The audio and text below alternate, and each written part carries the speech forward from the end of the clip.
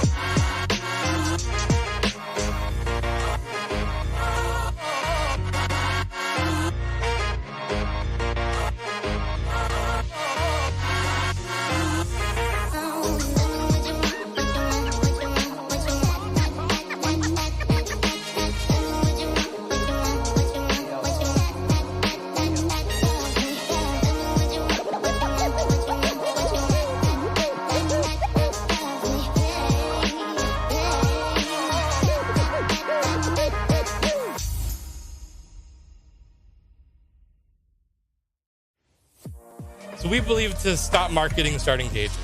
That's what we're doing over at DevHub. Is that now the focus is no longer just about let's sell you something on why Near is the best developer experience, which it is, right? We all know it. That's why we're here. But we want to actually start to engage you as a user and better understand what do you need and how do we help you be successful instead of us trying to put our product to you.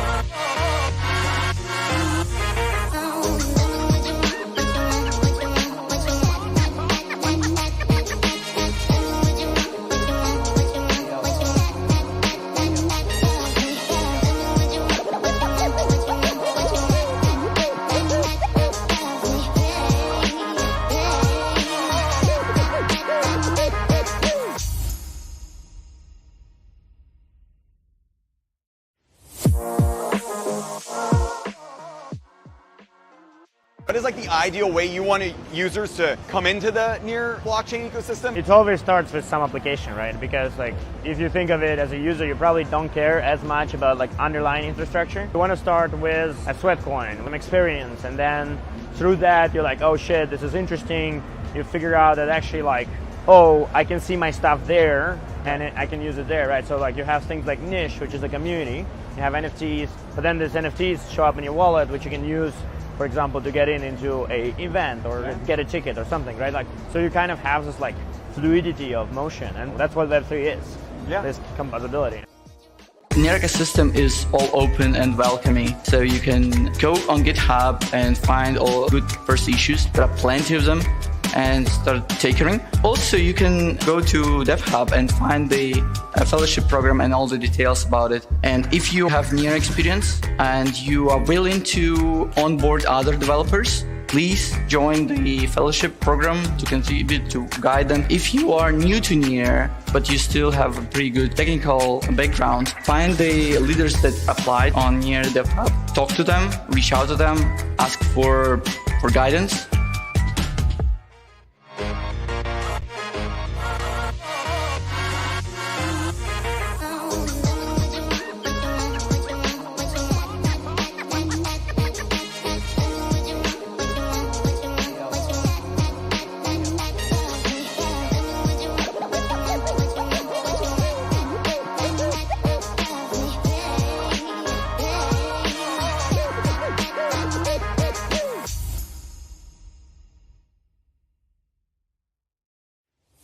But just onboarded 13 million new wallets. What did you guys sell him on that made them so excited to actually go on Near? One was we had a very aligned vision. They're very like, hey, it's all about the users. It's about onboarding them in the smoothest way, right? That was like the main thing. I don't think anyone else in this space is actually putting any attention on that. Number two is the scale they are operating with.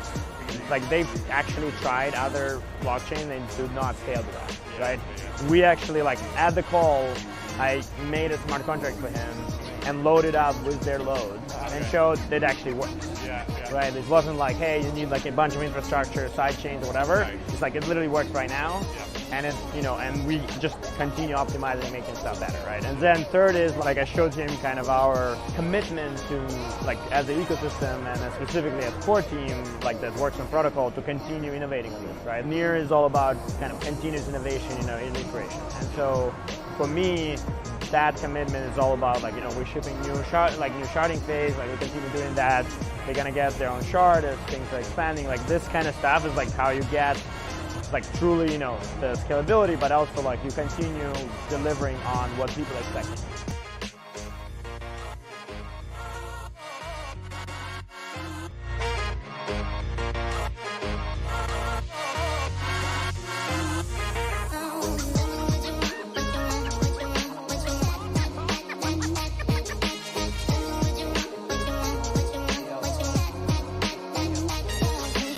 We believe to stop marketing and start engaging.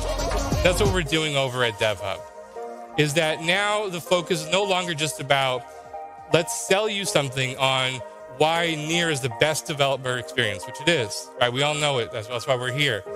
But we want to actually start to engage you as a user and better understand what do you need and how do we help you be successful instead of us trying to put our product to you.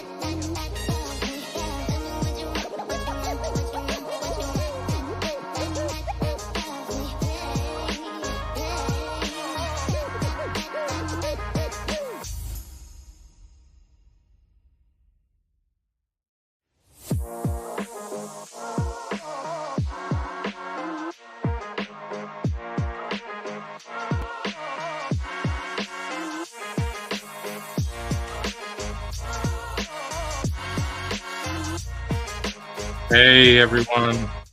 All right. We are back.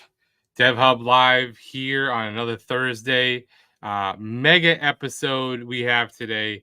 I am extraordinarily excited to have two amazing projects that are building on Near that are homegrown, that we can talk all about, some deep development. First up, we're going to have is Jutsu. They're going to talk about building in AI and all kinds of great stuff. And then the second half, we have Keypom coming on, talking about their new ticketing, but also just building and building on Near. And I think this is something that super exciting to really dig deep into because personally, as a developer, I've used Keypom over the past year in my own project and to see where they've come, and we can talk about that. But first up, I am super excited. Let's bring up Jutsu, and we have Zahid. How are you? I'm good, thank you. How are you? Good. I'm great. I'm great. Thanks for joining. This is, I think, a really exciting time for you guys. I know you guys are doing a lot of great stuff. Can you just kind of quickly give like a quick overview of like what is Jutsu? So I want to say Jutsu is the fastest way to build Web3 apps without any local configuration. So, and we do it by providing a web-based IDE and generative AI to kind of generate 50 to 60% of the code so that as a developer, you focus on the fun stuff, not the boring stuff. Right. Nice, nice. So you guys, you started building your product to focus on originally, building components on the boss. Is that correct? Yes. How has that been, and where are you today with everything? So the primary goal was to kind of always say, so how can we make it super easy for builders to build, deploy quickly? So that was the goal since the beginning. So we started with Boss because that was the kind of the problem in that moment. So now we are gradually moving towards kind of a supporting full stack like smart contract and extending front end to support a no-code tool where you can kind of from prompt, we will generate the entire web page based on just your prompt. And in the future, we also want to support not only just Boss, but also React or Vue, any other front-end library you want to use for your front-end for your Web3 apps. You're mute. Sorry about that. There you go. That's the beauty of live. So can we show Jutsu real quick, and can we kind of like walk through so people can see like what actually is the app? Sure. Yeah, absolutely. I I am trying to see how I can share my screen here. Present, okay. Present, share screen. Okay. Entire screen. Do you see my screen? Yes. Okay. Beautiful. So if you want to get an overview of Jutsu, so you can go to jutsu.ai. But if you want to start building Boss component or anything really, so you can go to our web-based IDE. And those of you who don't know Jutsu, so it's a web-based IDE where you can create Boss component, and Boss is a subset of React that you can deploy directly on chain. So you can now there is a new renaming where it will be called React on chain. So regardless whatever you call, so basically you can create and deploy a React component on chain, and in our IDE, everything is kind of real time, so you can see real time update whenever you change anything.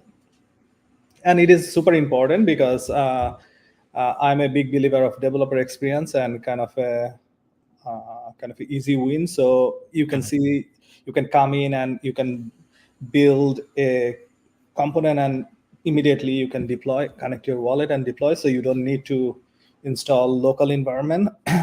But I understand like there are experienced developers who want to also use boss loader or a lot of local CLI and other environment. So for them also, we recently launched a GitHub support where you can, if you are in a scenario where you are working with other teammates, let's say in DevHub, probably someone is using local environment and you want to use Jutsu from the web app, then you can basically import any of your Jutsu boss related project. So in this case, this is from, I think this project is from BuildDAO. So you can see this is a this is a typical example of a project that run locally, but in this case, from now on, you can basically use, you can contribute to regardless whatever tools they use. So you can see like you get an instant preview, and then you can update and you can push it back to GitHub. So I think that was one of the requests from a lot of people. And also it become really important when you are in a hackathon scenario where your final submission, you are not going to submit your on-chain component. Maybe you need to submit those components in a GitHub. So that's a GitHub integration that we did recently. And you probably, if you already know about Jutsu, you can go search apps and components. So this is kind of it will be a little bit faster, but like it's the easiest way to kind of find anything you want to kind of let's say you are exploring, you want to build a DeFi app, maybe then you'll check how other people are building, and then you can just click fork, and then you get a copy of that that component, and then you can start updating your component. The other feature that kind of separate Jutsu from any other local or other tool is collaboration, live collaboration. So with live collaboration, if you are working in a team, in a hackathon, or in your company, you can work on the same component collaboratively. So it's more like a Google Doc style real-time collaboration feature. Very cool. Very cool. Now, when we talk with a lot of people, there are people who are not necessarily developer, right? So for them, we created a kind of prompt-based UI generator where you can create an entire front end just using prompt, or you can just upload a screenshot. So one of the example is this is a coin tracker. So you can see these. This is using the CoinGecko API and then pulling this data, and it was just written using one prompt. And then this is a this is a UI. So how many times as a developer we build login user interface? Right. Now you don't have to write again. You can just take a screenshot. So this is taken from Vercel, and then you can just Nice. put to there. The last thing I want to show is still under development. It's not yet live. Bento, Jutsu, app.jutsu.ai, and Bento you can try today, bento.jutsu.ai. But we are taking this UI development experience into the next level, using more like a traditional kind of a more as simple as like a Squarespace or Wix. Sure. Yeah. So where you can kind of change anything, and then you will be able to kind of prompt the AI to kind of change the color, change everything, and then when you push deploy, you will be able to deploy in not only you will be able to deploy in as a React on-chain component, as well as Vercel or S3 bucket So by default, we have a like whenever you create something, it's Yeah. already deployed, and then you can imagine like you can share it with anyone. So kind of taking it to the level where you can build a really good looking apps or website or contract in an hour, not like days or months. Right. No, that's wow. That's really awesome. So now this still fully interacts with like a near smart contract, all that. So the first phase is like a deploy on chain. Yep. So the idea is like this is more geared towards the architecture is such a way that like these are the different kind of templating mechanism. Then there will be some of them will be more application specific. Let's say all the DeFi app or NFT marketplace. Then it will interact Nice. with Yep. smart contract. Very cool. Very cool. No, that's awesome.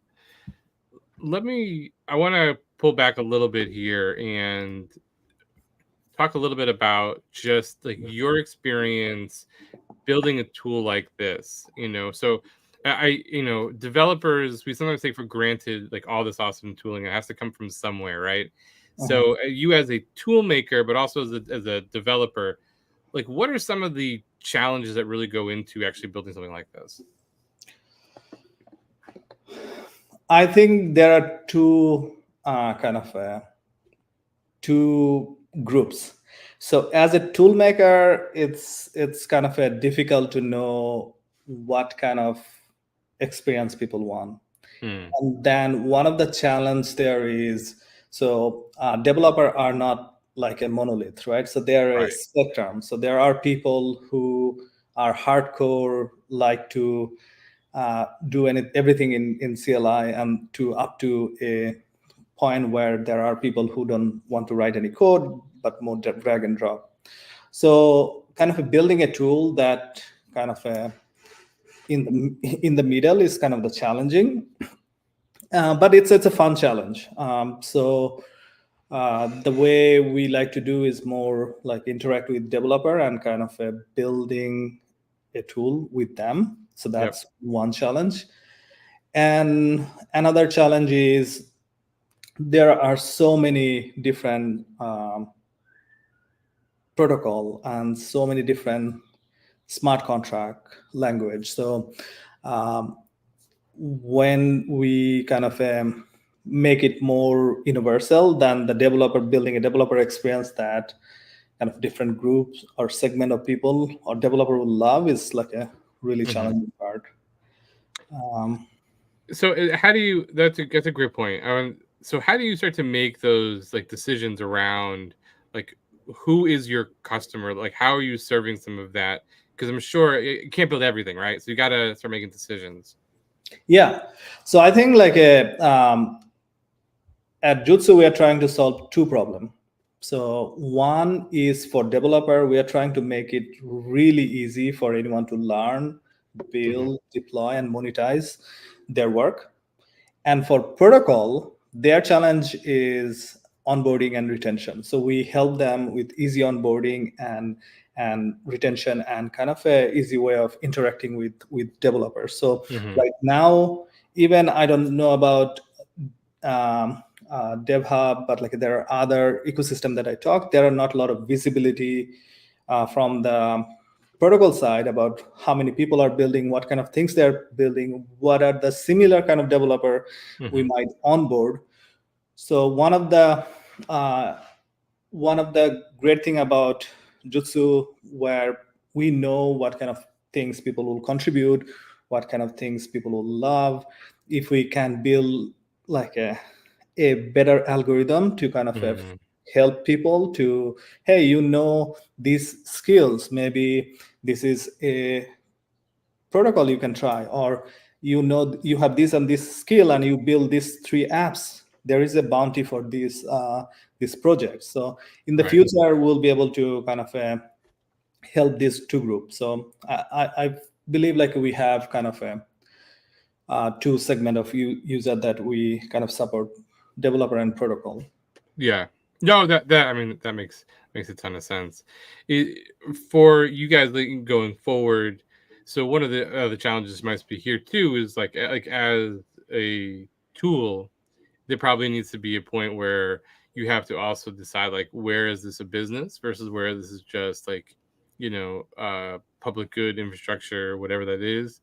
Mhm. How are you guys? And I think because this is I don't need you to go into like numbers of that, but I think just as a developer and people who are building products, we sometimes forget this. We get so excited to build the thing, and then you're really, oh yeah, I have to pay people. I have my own bills. Like, how are you guys starting to approach what this looks like? Yeah, so I'll be honest. So building a developer tool is already challenging, and it become more challenging in Web3 because and in a specific protocol because it's a very small niche. Yeah. So the way we are approaching is I mentioned about two groups. So we are going to kind of charge protocol to kind of use our tool to give them much better insight about developers. And I showed you different AI like a code generation and kind of I believe if we can make developer kind of a 10x better, and we have a subscription plan that we will launch in few months. So that's another way of kind of a monetization. But the way I believe is it's like I want to make a ecosystem where it's not a zero sum game where Right. someone have to kind of make like a win for other people to lose. Like we are working on some kind of an early kind of an idea where can we build a circular economy around this platform. So imagine like you are a builder, you are building a components, or you are writing a smart contract. If other people fork it, then right now everything is public, right? So but I believe like I showed you also the template. Like imagine if someone built a great template that other people can use. So that's where we will kind of gradually create a marketplace where people can kind of buy or sell components and also curate components. So that's a marketplace that we want to create in the future. Yeah. But right now, I would say like one of the primary goal is to bring more developer into Web3 ecosystem, because in Web3, I talk about this metrics probably many times. Web2 have 28 million developer, and where Web3 have like less than, or maybe if we are generous, it will be 100,000 developer. That's probably being generous. Yeah, that's definitely being generous. Yeah. Sure. Yeah, that's interesting. I mean, look, one of the things that I really appreciate what you guys are trying to do is I think it's easy to either be stagnant and just saying, listen, we provided this tool and, and try to move to the next thing. But it sounds like you have other interests, especially around like AI and things like that. You found this model where you're able to kind of keep these two paths. Is that right? Like where, it's easy to stay interested in what you're building because you're kind of pushing the boundaries in other parts besides just the Web3 piece. Yeah, I think like my vision is to bring a million developer in Web3, and the mission is to make it as simple as possible for developer to bring those into Web3. So that's why we use all different approach, and from the better developer experience to kind of using AI. And right now with the kind of the advancement of generative AI, we already we have seen how much generative AI can make you efficient. And like I believe in the future, as a developer, we will do less and less writing code. and more collaborate with AI. So that's why you probably noticed like we are doing a lot of work on kind of building Copilot and experience where you are kind of collaborating with AI. So I think future is going that direction where I don't believe like the full will offload everything to AI. I believe in a future where human will be still in the loop, where human will be the judge or the curator of, and the AI will do 60-70% of the work. So that's why we are kind of building a platform where AI will be a core piece, and then this collaboration between human to human, human to AI. So that's the Jutsu platform in the future. Interesting. I want to talk a little bit about kind of what you just said there too, like because you are a developer yourself, right? So you're not just a product owner. You started as you're an actual developer. You're hands-on. When you see these things, and like I use AI a lot now to as a supplement to my work, but I think the point you just said there was like, it becomes like this other tool, right? This becomes this like other thing. At what point, and I've been asking a few people this question is, at what point though do we start to have some kind of missing piece where maybe it's a younger generation that's coming up that now gets too reliant on AI? Like where do you start seeing that? And again, this is speculation, but just like where do you start to see some of this stuff going? I think there are kind of two things here. One is more like a scientific, another is more emotional. So from the emotional side, like we are still like as a human, changes are difficult. Like it's for me and you and most people. But imagine like there was a time when like people. So I'm originally from Bangladesh, like where most people walk everywhere, right? So like, but then you have when I'm in US, like I don't want to walk. Like even Right. go to a grocery store, you need a car, right? So and people get used to it. So now you cannot even tell people to walk. But now there is a movement where people are asking, "Hey, walking is good for you. Walking is good for health." So the reason I'm giving this analogy is like with the AI, it will be similar. So people will start using AI for code generation, and it will do like a great work for, let's say, 60, 70, 80, 90% of the time. And then the 10%, like you will still need people who know stuff and who can go and fix AI related kind of code.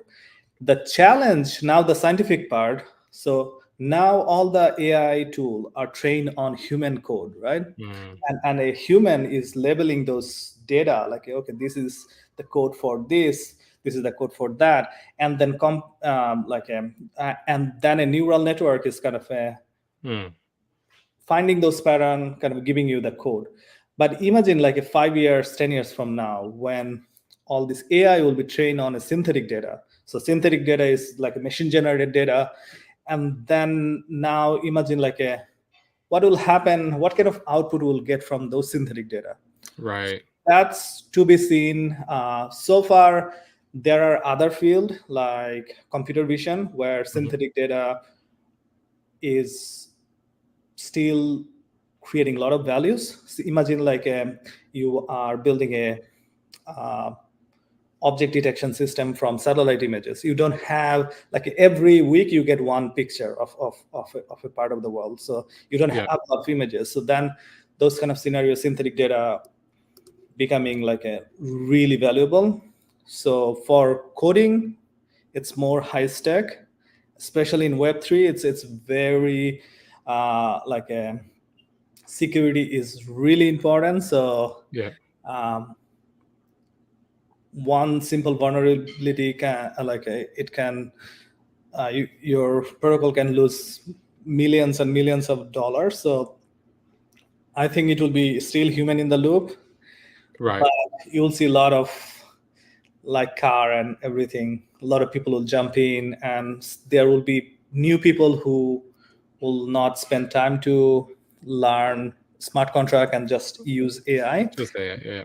Then they will have a problem. They will become obese, and then then doctor will say like, "Oh, you should probably now walk. So go back and learn Solidity or Rust." Right. I think, yeah, I think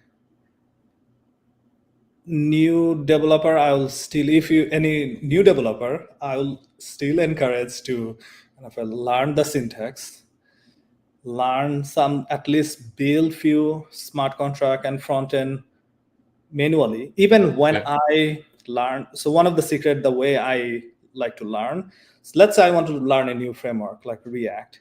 So one Right. approach is, okay, I can go and example and I can build those things. The other is like I dig more deeper and try to figure out how React framework work. Can I Right. make a framework like React, very smaller version of mine?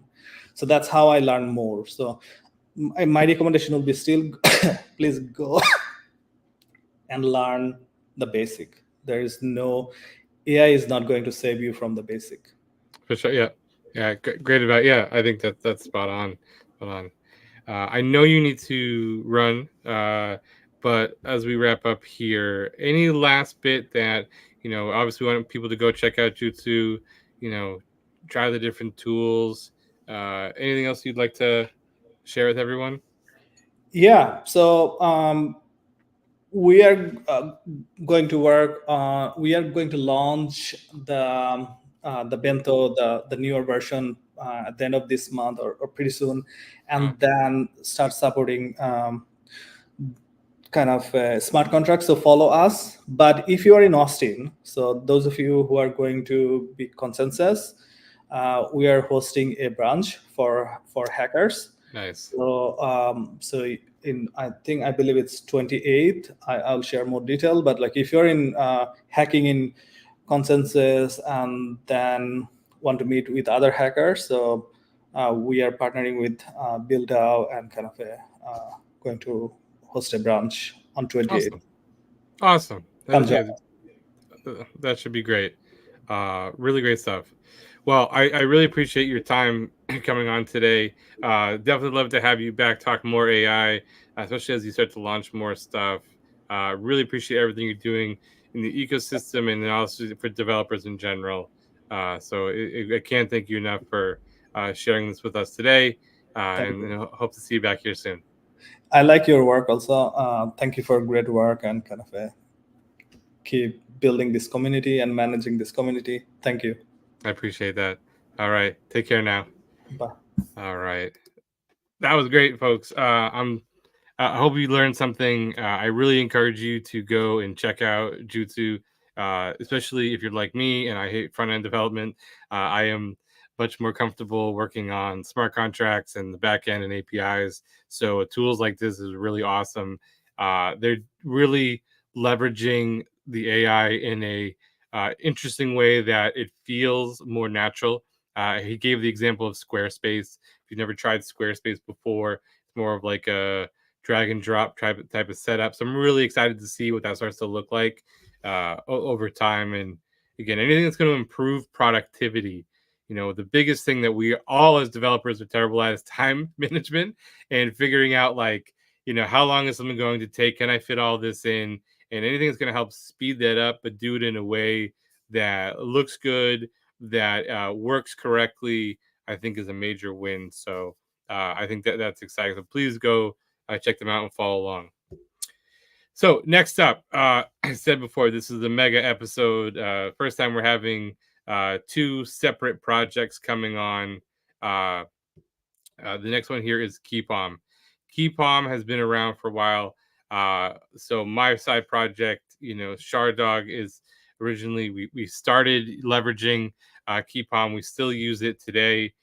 They are doing some really cool stuff, not just in, making drops, which is kind of how it started, where you could do like a link drop. It's really expanded. They have a new ticketing platform, but they're going to come on and talk about all this different stuff. And they are deep builders. They are developers. This is a super team here, and we have a few of the guys coming on for this. So let's bring up Ben and Min from Keypom. Hey guys, thanks Joe, for joining today. how you doing? It's been a Great. while. Yeah, no, we haven't had a chance to talk. I know you guys have been, deep in school and work and everything else, and I am super excited to talk about what you guys have been working on. Yeah, man, it's been a crazy couple of months. I've never used this platform, by the way. This is super neat. The Nice. branding, the names and stuff. This is super cool. But yeah, thank you so much for having us.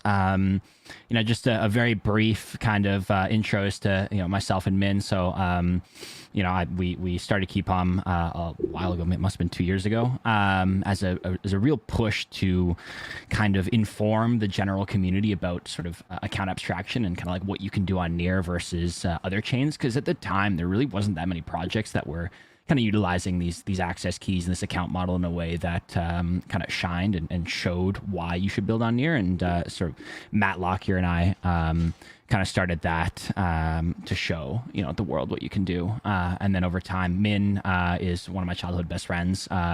We went to high school together, went to university together, lived together, and he was super interested in sort of Web3 and what we were doing. So we brought him on, and he is one of the hardest working people I know. So my name's Ben, this is Min, and we're the Keypom team. Awesome. Yeah, I think you guys definitely are one of the first projects that really started to highlight the power of Near account abstraction and the key model that was just people knew where that was there, but nobody really understood. And I think I even said one time to you when we were talking over the time of I had been in the ecosystem for a couple of years and I still was learning of how did I not know this about the account model and the keys and everything else. And you guys have really been driving that. And I still think to this day, you're probably doing some of the most innovative stuff still in this area. And so I think that's really exciting to see now you guys are really turning it into a product. Yeah, Right? that was definitely one of the problems that we had for a long time was, what is Keypom? How do I explain it? What's my one-liner for what it is, right? It was drop an NFT, onboarding, trial accounts, maybe some ticketing, some credit card stuff that you could use access keys for. It was just a whole mess, right? It was a good mess, right? It was very much like an R&D project where we were kind of pushing the limits, but it was one of those things where every single day when we were developing, we would kind of think of a new idea and think of another sort of use case that you could use ticketing for. And we were tweeting about it, letting people know about it, right? It was really this kind of marketing push for Near as a whole. Right. And then finally, after a long time, we kind of sat down and we're like, okay, we need to hone in on one thing, right? We need to really push the limits and what is that going to be, right? And after a while, it really turned into a no-brainer, and that was ticketing, right? So there's a lot of ticketing platforms out there, right? And they all have their pros, they all have their cons. And most of them are focused on NFT ticketing.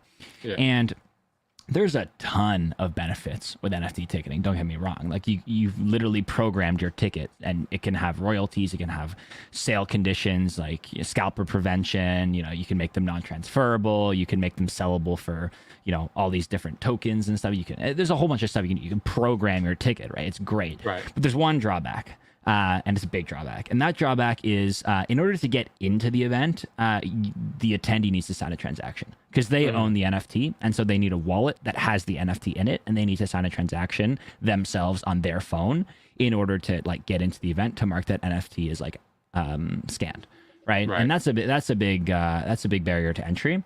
And so with the ticketing stuff that we're doing, and not to get too complicated in the weeds, is again using this sort of account abstraction link drop stuff that we had sort of kind of put together through our sort of forming years, right? And so the tickets that we have are still NFTs, but they're limited access key NFTs, right? So they don't belong to a single account; they actually belong to an access key.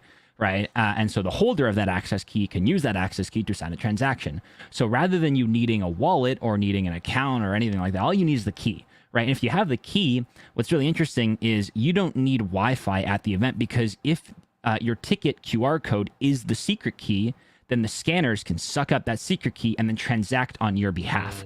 And you don't, the reason why that works and you can't do that with your regular accounts is you don't want to, all the NFT contracts today and all this sort of standards all have like 1 Yocto requirements for transferring NFTs. So if you were to, you wouldn't be able to transfer the NFT, with a limited access key on your account because the contracts don't allow for it. And yeah, you could change the contracts, but then you're kind of like doing some weird stuff there. And also you need an account, right? And so there's the whole onboarding problem too. But if you buy a ticket and it's just a secret key, then people can transact on your behalf and you don't need a wallet, you don't need Wi-Fi, right? As long as the scanners have like a stable Wi-Fi connection, then you're good, right? And so that's, and then on top of that, you still get all the benefits of like NFT programming, right? Like you can't resell the ticket for X amount, blah, blah, blah, blah, right? So you get all the benefits of the sort of NFT tickets, but on top of that, you get the pros of not needing a wallet, not needing to transact, not needing Wi-Fi, right? So it kind of like takes the existing solutions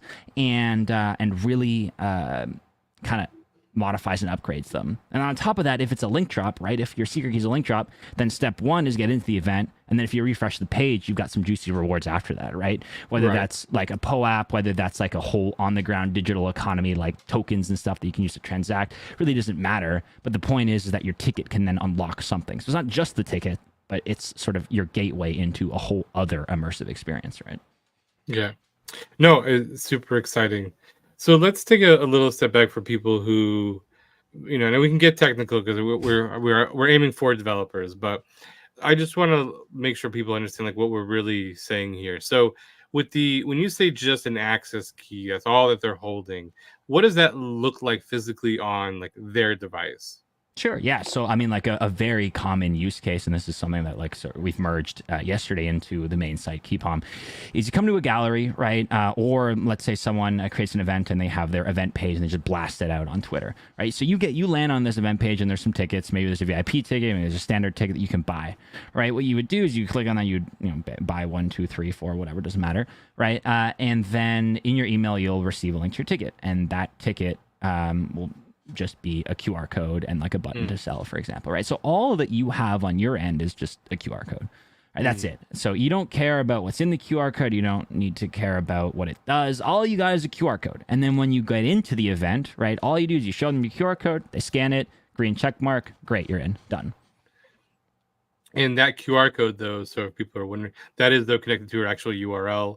That is where that access key is, I guess like referenced. Right? That is correct. Yeah, exactly.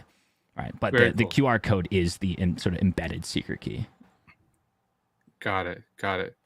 So why I think this is important that like you couldn't really build this on another chain. It kind of has to be Near. Can you talk a little bit about like why Near specifically allows you to do something like this?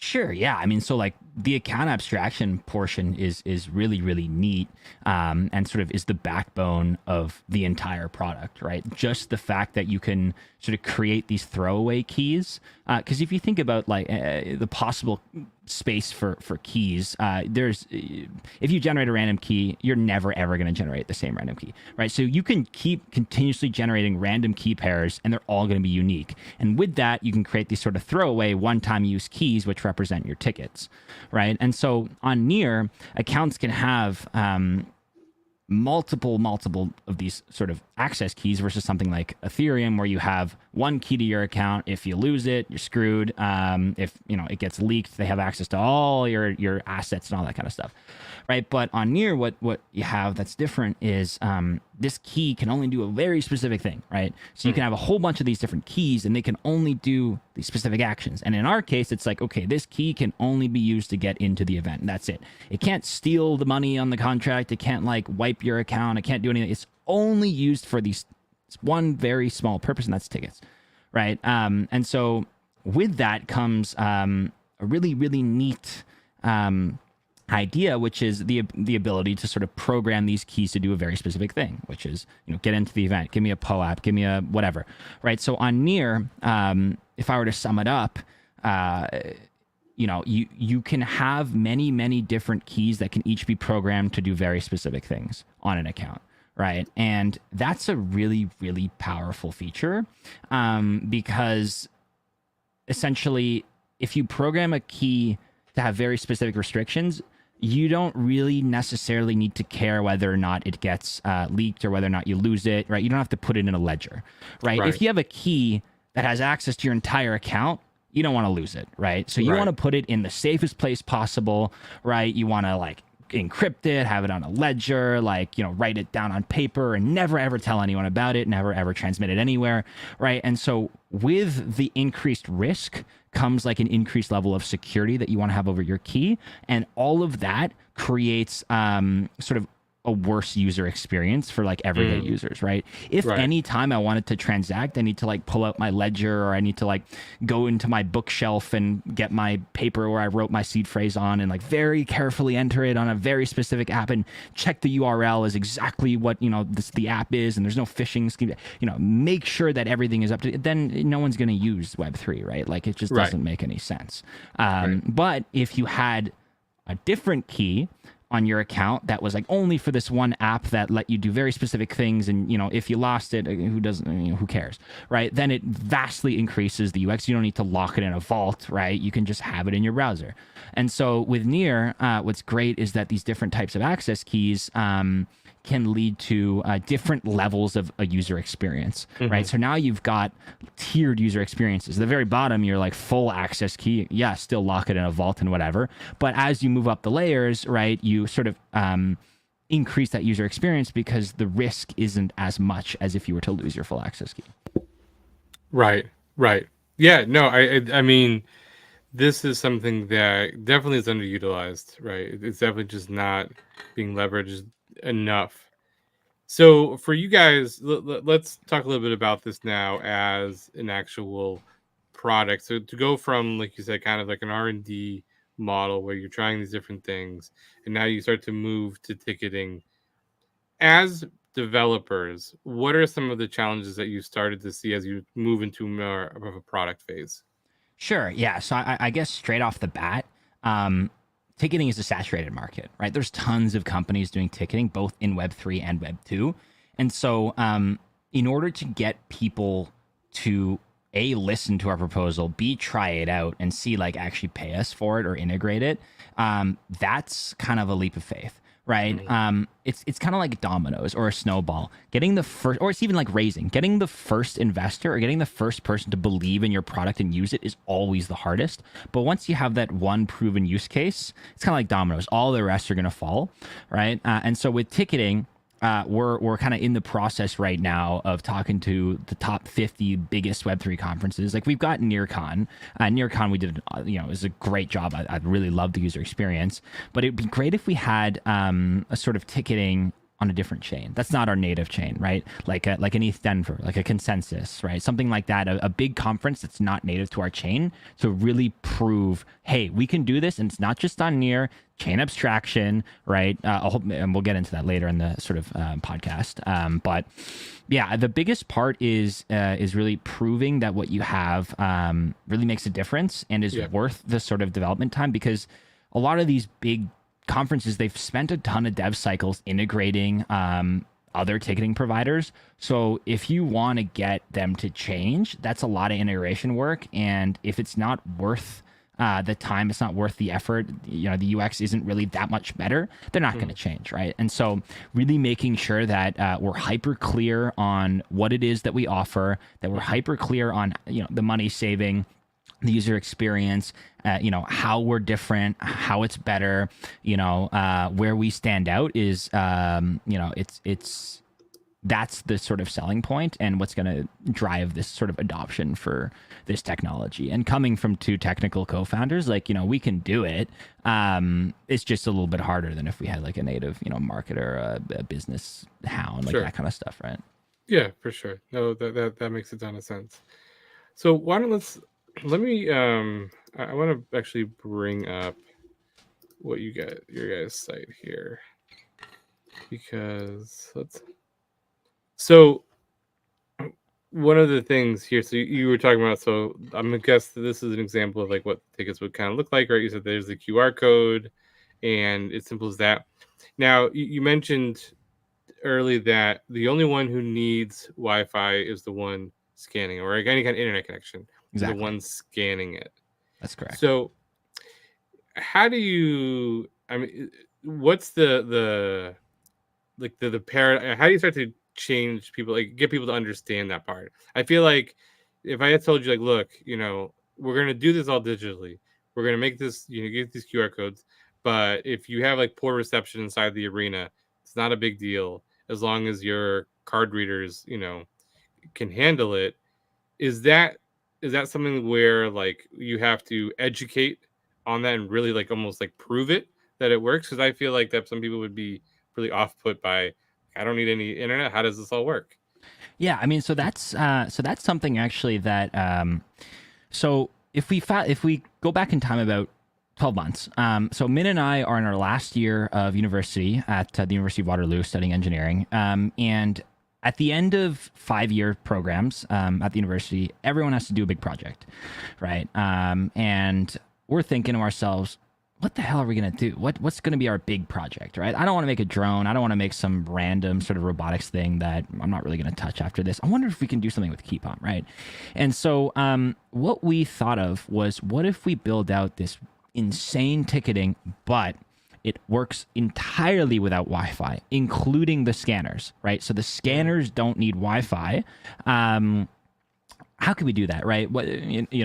And so we built it for this big project. It all worked. It was dope. And so to your question, how do you sort of educate? I think by showing, right? So there's a lot of conferences out there or a lot of events that would benefit from a Wi-Fi-less solution. I'm not sure. I don't think Ticketmaster offers anything Wi-Fi-less. I don't think Eventbrite offers anything Wi-Fi-less. I think there's very, very few ticketing providers out there that do offer entirely Wi-Fi-less ticketing. But definitely showcasing the product is a way to go. And you might ask yourself, okay, well, how did don't the scanners need Wi-Fi, this chain stuff? Well, so we built it for this big project entirely using like public key cryptography.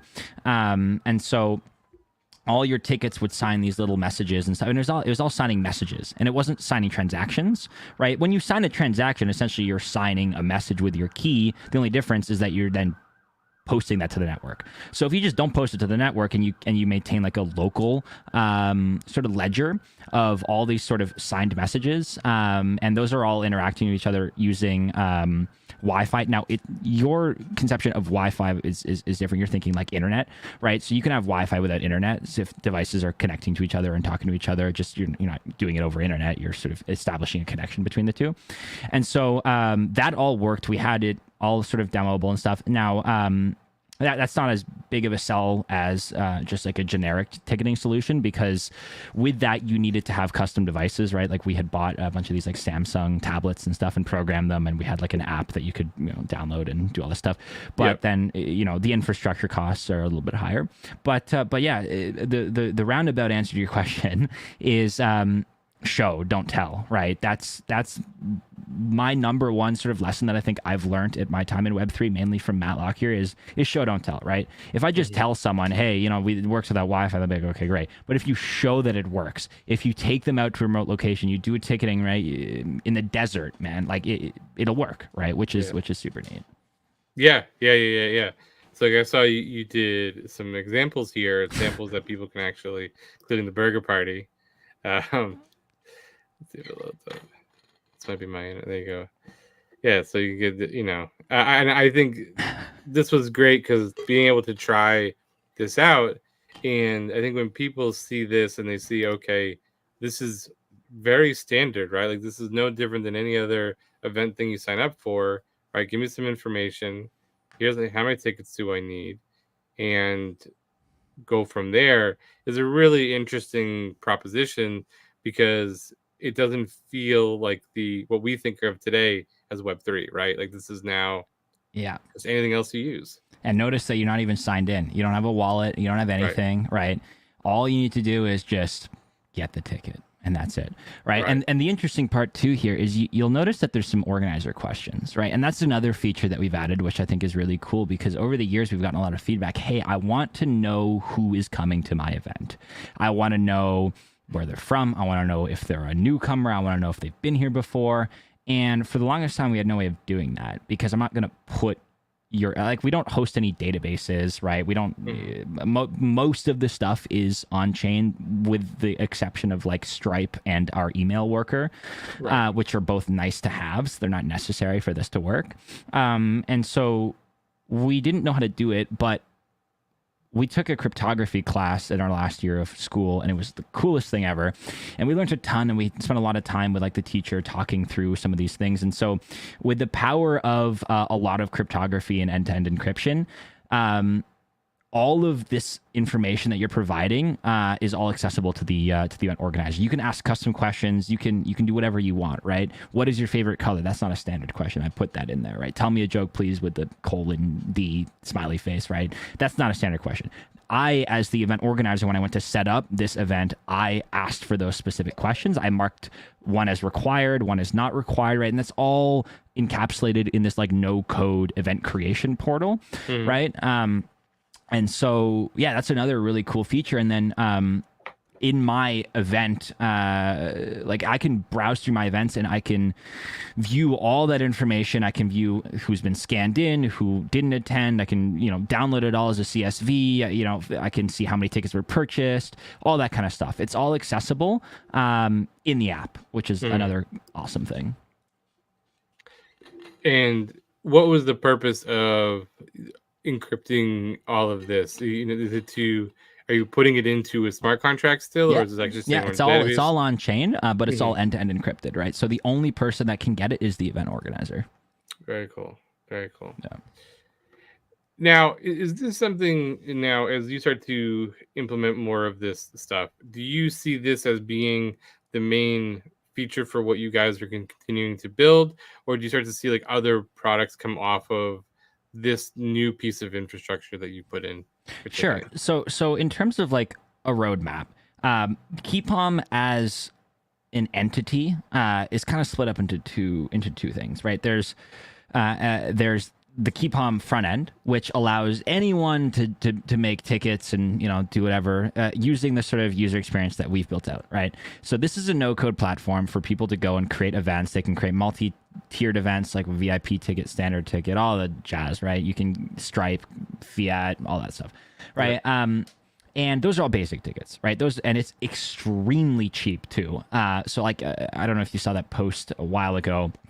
I tweet, you can make a 500,000 person event for like 80 cents, less than a near, right? That was like a 0.1 near or something. And the price of near has gone up a lot since then, but less than a near, right? With multiple ticket tiers. So it's really, really, really cheap. Compare that to something like Ticketmaster, where not only are you sort of restricted to a set amount of events per month, right? So if you go over like 2, 3, 4, you got to pay a ton of money. But also on $100 ticket, they're charging $20, 20%. Like I just bought tickets in Toronto for my mom for Mother's Day to go see the Hans Zimmer live in concert. Amazing composer, by the way. And I was paying $80 fees. I'm like, this is ridiculous, right? That's crazy. So being able to open this up in a no-code platform so that people can, easily create events that's super duper duper cheap and aren't paying ridiculous fees and are not gated to like a set amount of events per month. Like you can make as many events as you want. You can do what, like it's the ethos of Web3, right?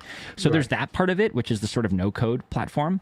And the other side of Keypom is our kind of, how do I say it? We're more of like a B2B. We're a dev shop essentially. And so what that means is that there's a lot of big conferences out there that want a very specific user experience, right? They want your ticket to, turn into this portal where you can scan things. And also there's a multi-chain aspect to it. So you can get dropped, POAPs on any chain. You can spend your tokens for merch, food. You can enter raffles, you can enter auctions, all this kind of stuff, right? This on the ground digital economy, very similar to what we did for NearCon, but chain abstracted, tons more features and branded, and sort of like we build that out for these conferences, and they'll pay us for it, right? So that's our primary source of revenue right now, is building out these sort of use cases, like the ticketing thing you saw on the platform. We don't make money off that, right? we don't charge fees. I don't want to charge fees. That's not really what, again, Keypom is a public good, right? The protocol is a public good for the foreseeable future. It will remain a public good. It's been a public good for 2 years, right? And so I don't want to kneecap like the everyday users by charging fees and stuff. But if people want custom stuff, like if they want my time to build out custom user experiences, we're gonna charge for it, right? And so that's what we're kind of trying to go towards, is getting our feet wet with these big major conferences and building out these sort of user experiences. So from a product perspective, that's our main sort of source of revenue. And then this other stuff is for the everyday consumer, the everyday person who wants to set up like events and stuff in a really cheap way and not get absolutely screwed by like massive fees. Right. Sure. So I think there's two things there that I want to hit on. One is that, really cheap this way. Can you explain to the audience though, like why this is even cheaper than, let's say, NFT ticketing? Because it's definitely cheaper than even that.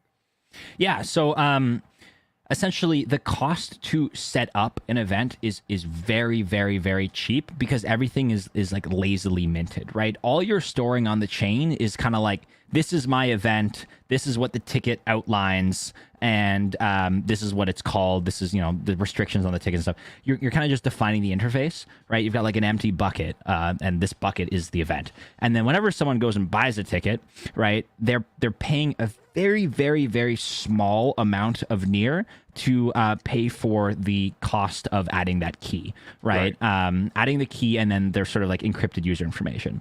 And that's about it, right? So all they're paying for is a very small amount of bytes per key. And so per ticket, if you have $100 ticket, Ticketmaster is charging you $20. We're charging you like less than a cent, right? And so you're just paying for the storage costs on chain.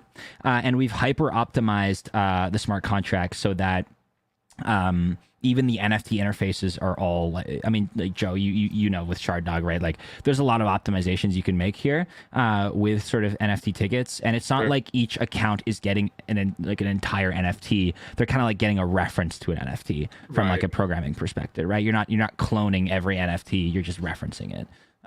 So, yeah.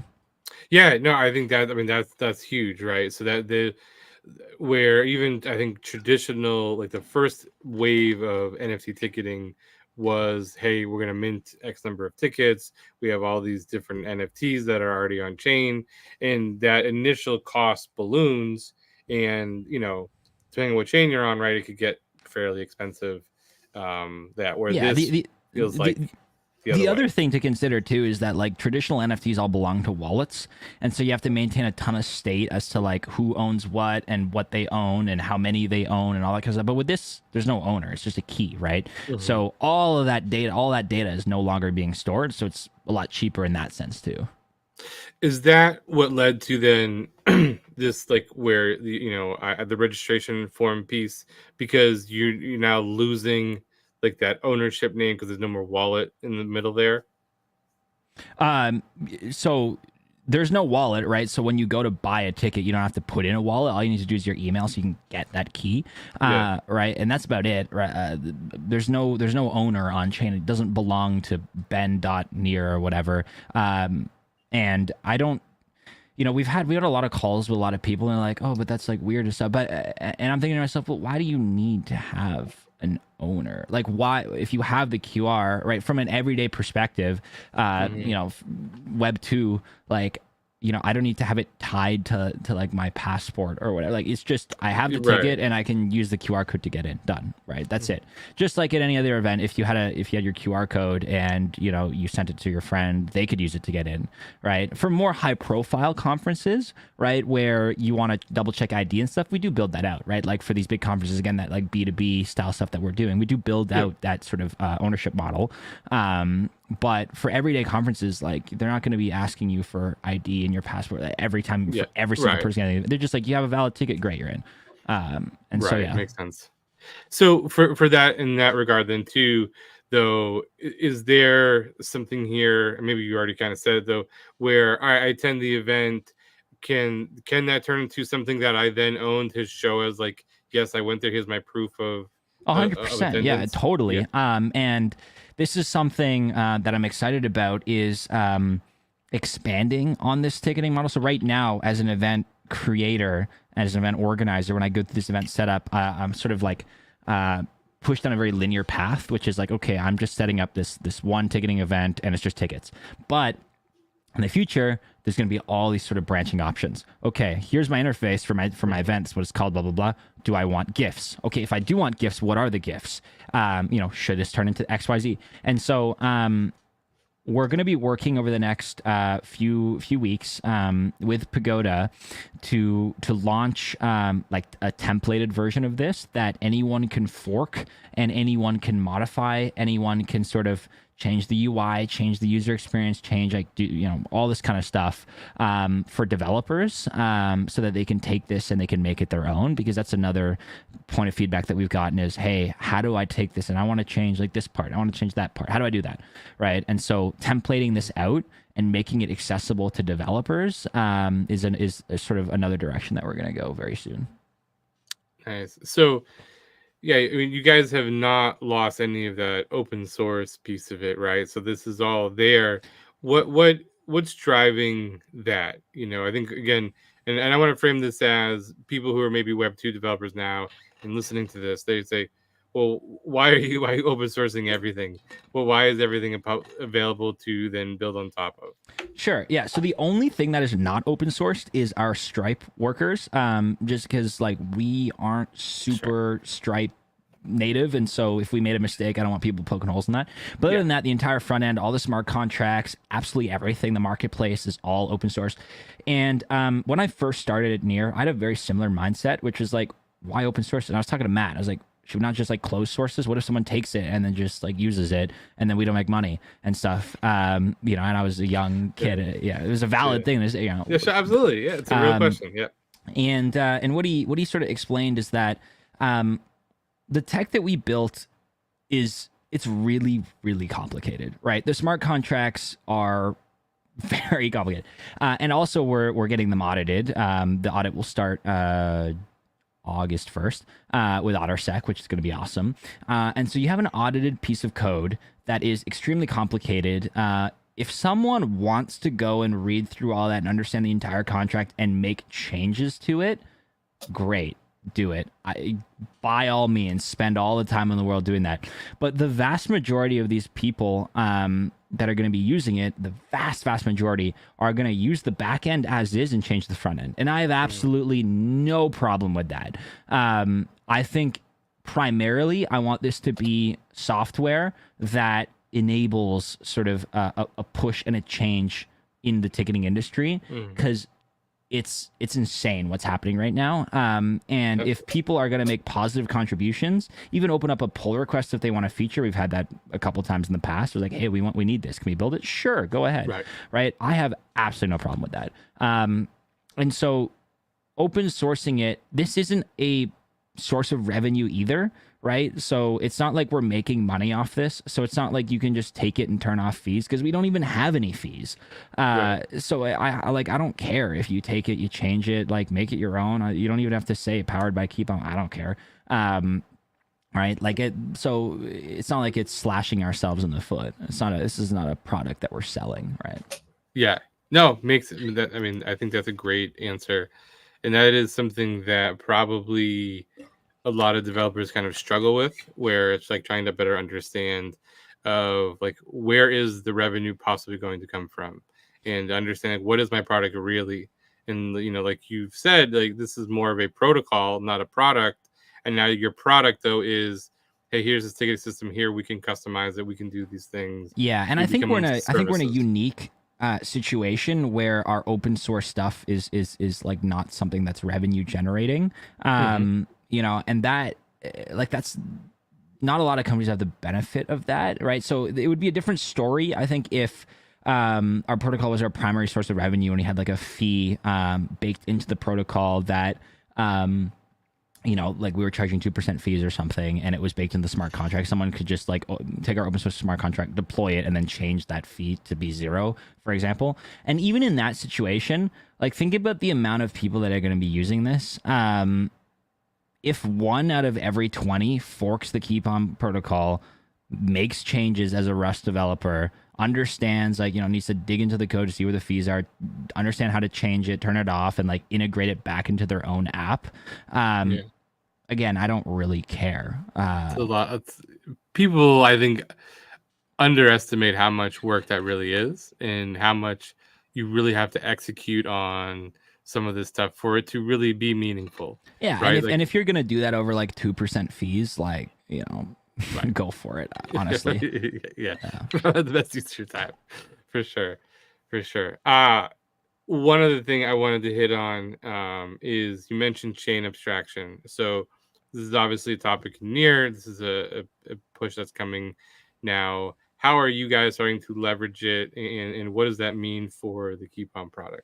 Sure. Yeah. So right now, and again, this is kind of two-sided. One is the open source app with the templates, right? And so with that, I'll start there. Is while we go and template out this entire product, so to speak, we'll be introducing the ability to create events with drops on other chains, right? Do you want to reward an ETH user with an ETH POAP as as their post attendance gift? Do you want to reward them with some tokens on ETH? You want to reward them Polygon, blah blah blah, right? So templating it out so that your ticket is not just native to Near. The analogy that I like to use is that Near, and I've always said this since day one, is Near is the infrastructure chain, and it enables all these use cases. So by storing this sort of big information and like the transaction, most of the transactions happening on Near, and then only when you want to mint the token on ETH, that's when that cross-chain transaction happens. Near is like this beacon chain that enables all of this stuff, and then sort of like the vast majority of it's happening on Near, and then we got a mint on ETH, boom, come back. We got Polygon, come back, right? So it's kind of like that driving chain. But that's the sort of user experience that we're going after for this sort of templated stuff, is being able to be dropped assets cross-chain. Now, for the conferences, that the sort of B2B dev shop stuff, it's very similar, but way more complicated. Where you're connecting up maybe an ETH wallet and getting those assets dropped directly in there. You're getting a ton of different assets from all these different chains, right? You're getting fungible tokens, you're getting auctions, raffles, NFTs, all this stuff happening on all these different chains, right? Poly, ETH, like all the sponsors that are at these conferences can have like these POAPs on their native chain. And all of this is happening, on all these different chains where Near is, again, that sort of center point, and building all that out and building out that user experience so that it is really, really, really clean. And branded and all that kind of stuff is where we're going. So yeah, it's just getting dropped assets. Because if you went to NearCon last year, I think, you got assets, you got some NFTs, you got some tokens and stuff, but they were all on Near, right? If I'm an ETH user and I have an ETH wallet, right? Ideally, my ticket, all I need to do is, when I get scanned in and I've entered this event, all I need to do is like enter my ETH address, and then the assets get dropped directly into that. I don't need to pull out my ledger. I don't need to do anything. I don't need to sign transactions, using my ETH account. Just the assets get dropped directly in that. And if you don't have an ETH account, doesn't matter anyway, right? Then we'll create one for you or something, right? So that's the sort of user experience, is being able to be dropped things on your native chain without being forced down this like Near funnel. Yeah. It makes a ton of sense. That's really, really cool. Looking forward to see how that gets all implemented and everything. Before we wrap up, Min, you haven't had a chance to talk, but I wanted to ask you some specific questions. I know you've been handling a lot of support stuff, and one of the things that developers sometimes forget is that, it's great to ship a product, but then if you have users, especially if your users are developers, there's a support aspect of it. How has Keypom kind of approached this as you've grown into being more of a product, not just a protocol? Well, I think a big part is having all the infrastructure there already. So having the docs, everything open source, has been super helpful. Just being able to reference it for developers. And then just keeping an eye on the chats, really interfacing with developers, helping them build. Also going to hackathons, helping bring developers to Near and show them the power of Near, whether or not it's with Keypom or not. I think has been crucial. What is the response been like when you go to the hackathons and you show, again, like I said, whether it's building on top of Keypom or just in Near? What are some of the things that you're seeing trends? In terms of like what the How questions I'm are, getting from I guess developers. are I feel like developers are receptive to some of these more, because again here I'll give you the example. So a lot of times now people, they come from ETH or an EVM based chain, and you start to introduce some of these things of like what the account abstraction really is, how the key model really actually works, which is very different than something they're not really used to. Well, is that something that they become receptive to, or is it something where like you feel like there's like some pushback, like that's not something I want to learn?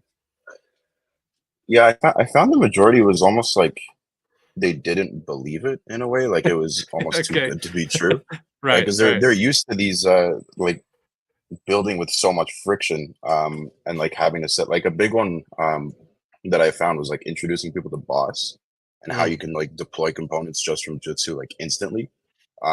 Because a lot of people came up to me with questions asking about like how do I like use the Hello Near or whatever example to like set up my own React app, and I asked like you don't necessarily need to do that. You can just go to Jutsu and like you have this AI thing and you can like fork components and deploy it super easy, and it's like it's magic, right? But behind the scenes, there's a lot of this complicated tech going on. But from a developer perspective, once yeah. they see it actually work, it's like they're very receptive to it. But it just takes a second for it to click and actually realize that it's not like, um, it is that simple.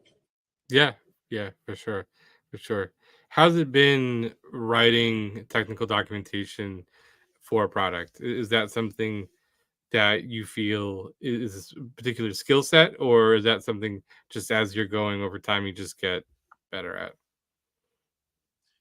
I think it took a lot of nurturing from Benji because he's kind of like the standard. But um, it took a little bit of time to kind of like understand how to frame things and like properly show um, how things work. But I think it's definitely a skill that anybody can pick up. It's really just about being able to communicate the idea from your head Yeah. um, into like useful documentation. Yeah. Yeah, no, great point. Yeah, it's something that we probably don't always consider and spend enough time as, especially if you're a small team, right? Like you're just trying to get product out. Yeah. Uh, I think we can point to a lot of examples, even in the ecosystem, of projects that are doing great stuff, but then like there's just no documentation because it feels time consuming. It feels like it's a big lift, but I think you said in Yeah. the beginning here of like it's helped you though a lot when it comes back to support, right? Like where, hey, long term, this Yeah. has Exactly. really probably saved you. Yeah, that's another thing that I briefly want to talk about is that sort of balancing act between releasing product and maintaining docs and maintaining like a community and Mm, stuff.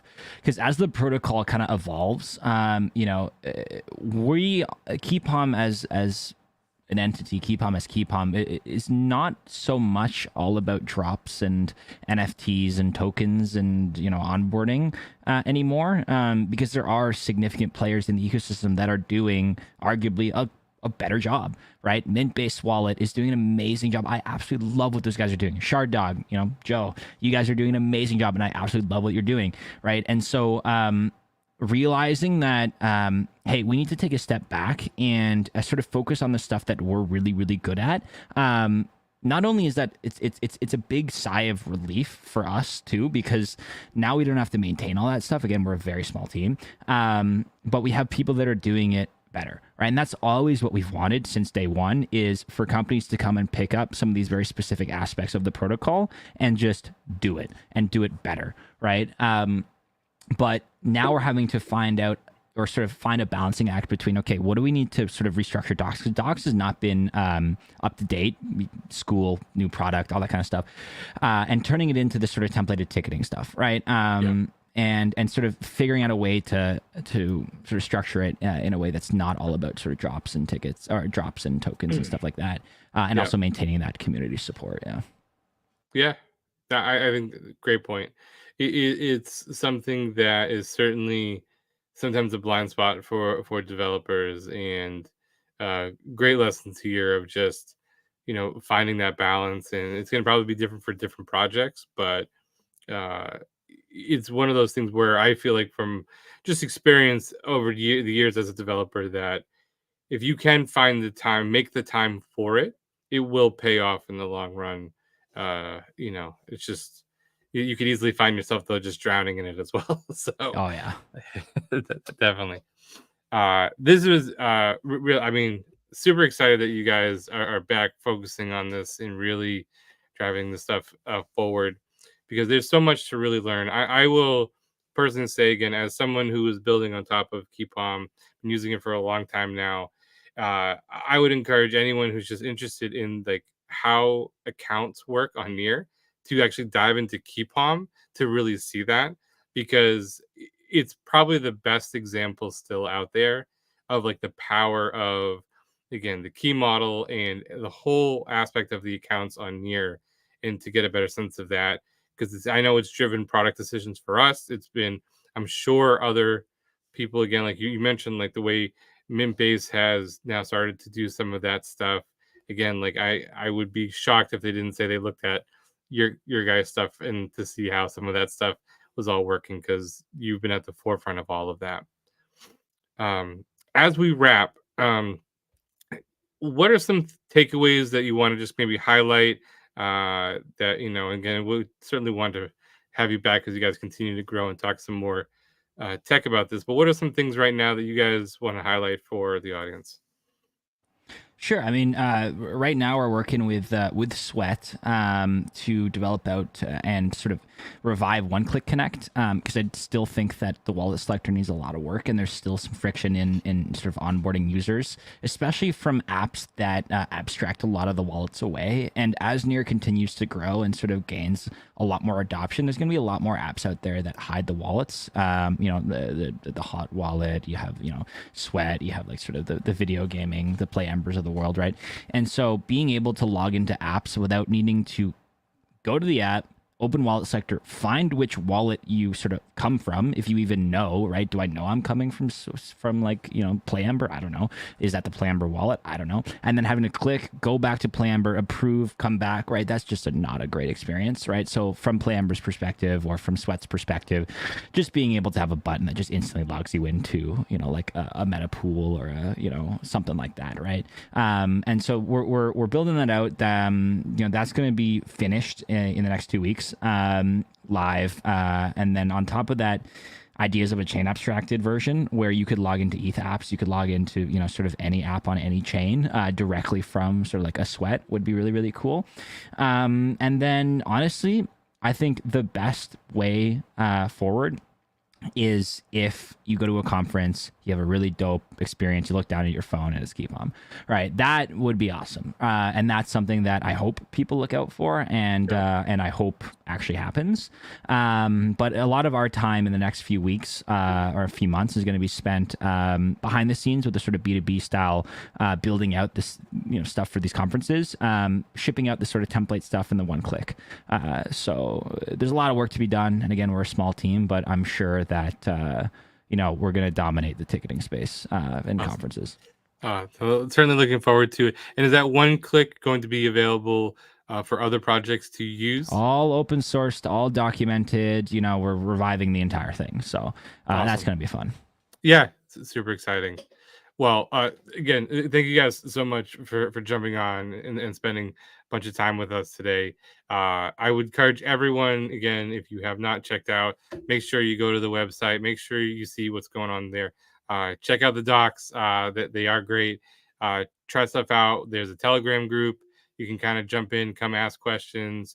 And this is something where if you are building on Near, it is worth your time to just at least look at what's happening with Keypom, so that way you see, hey, does this fit my project? Instead of trying to reinvent the wheel, do some same. There's a lot of great stuff already in here. Yeah, you don't have to use it, but I think it's very rewarding to learn about the account model. And so if you have any questions about access keys or sort of the account model, reach out. I'm not going to say, hey, build on top of Keypom, because if I don't like forcing things. If it makes sense, it makes sense. If not, just learn about it, because it is very rewarding, as you said. So thank you so much, Joe, for having us.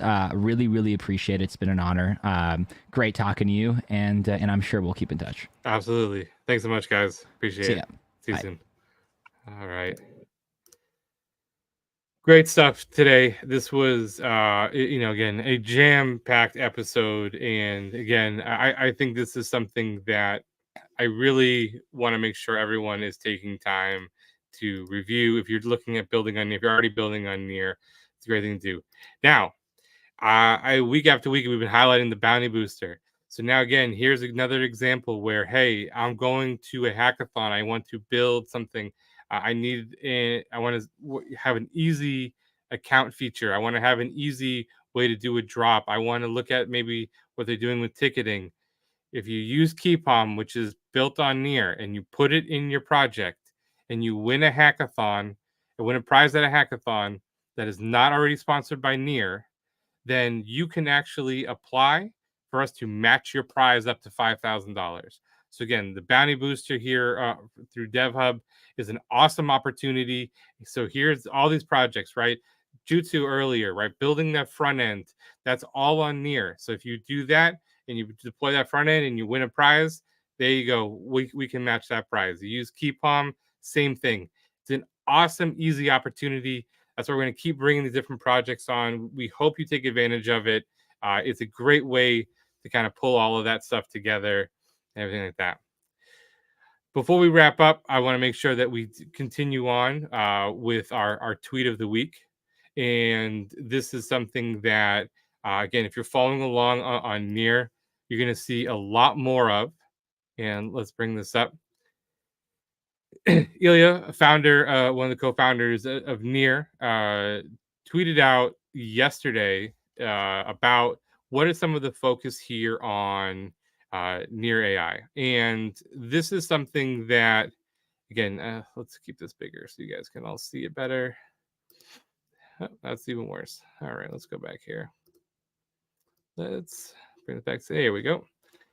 So a lot of questions come up about, like, what is the AI going to actually be? You know, is this just something like buzzword or whatever else that happens in blockchain, trying to pull these things together? And this is a nice introduction and breakdown of what it's actually going to be. And I'm not going to read the whole tweet to you. I encourage you to kind of read through the blog post here as well, of what some of the details are. If you're working on AI and you're interested in how that kind of intersects with Web3, this is a great opportunity. There is also opportunity to apply to the Horizon group, which is through Near. That's a kind of an incubator to help you grow your project.